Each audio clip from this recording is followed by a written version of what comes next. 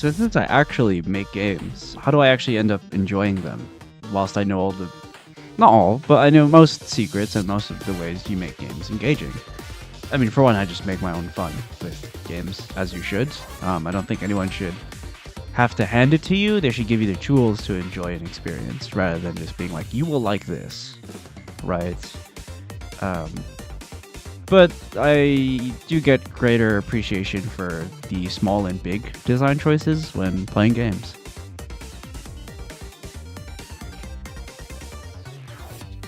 Usually, metagame or metagaming is used for competitive games, meaning most effective tactic available. If I'm getting it right, it comes from RTS games first before anything else.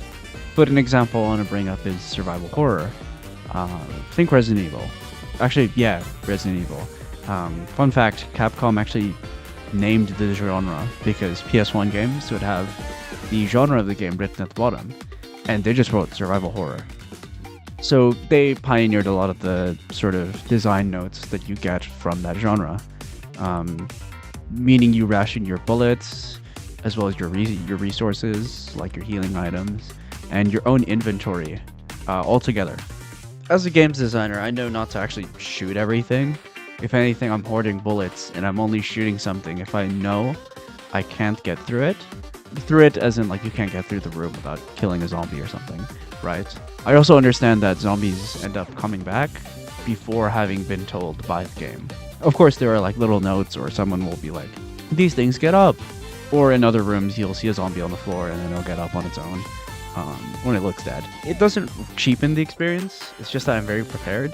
I did it in Signalis, and actually had a lot of fun walking into a room of these supposed to be terrifying, like, monster creatures. Well, I say creatures, I'm not gonna spoil it, but I'll walk into a room just like, ladies, relax. So I'm just trying to solve a puzzle because monkey on a typewriter 90% of the time.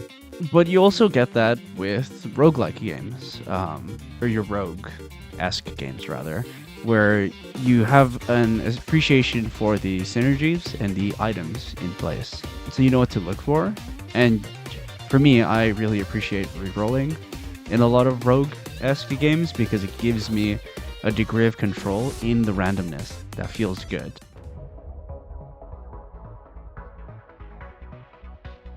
Like, actual design mechanics aside, as time goes on, I'm gonna be honest, you know, you get less and less time to play games, but you also get more and more opportunities to have them. From my personal experience, I didn't have too much allowance, and we were in that age where you don't actually, like, physically buy games anymore. They're all, like, digital or whatever. And I knew as a little kid, I'm not getting that bank card for shit. You know, so we gotta work with the games that we got, or we gotta emulate, or whatever. But in my professional life now, I really don't have any time to dilly-dally, and, like, just, like, fucking get frustrated at, like, games. Which is why I made that video on, like, quitting PvP games. Whole other thing.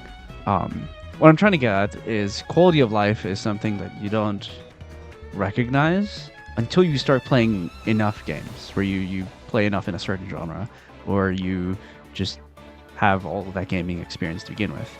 And as a games designer, you want to avoid too many quality of life options to where it's not really a game anymore. It's more like these are obstacles in the way to get to something that's more interesting.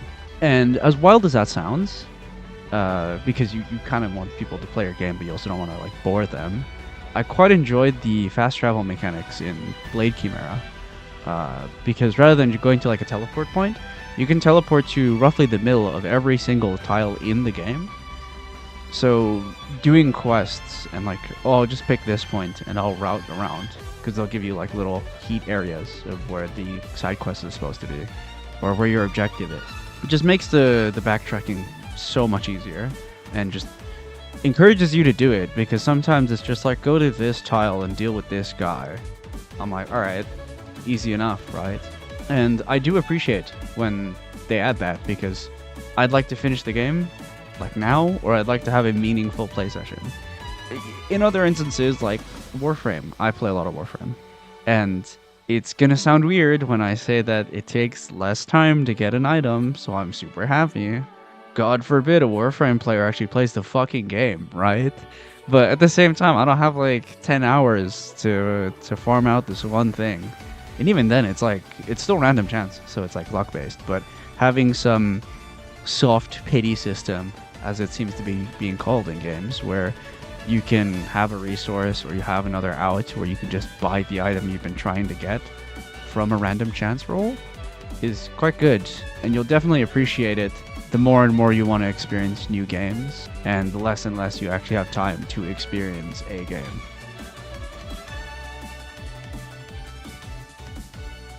So this is just a me thing, but whenever I play some games, I actually walk into them expecting to learn something, either from a technical standpoint in terms of like, how would I manage this mechanic in a smart way, in terms of coding.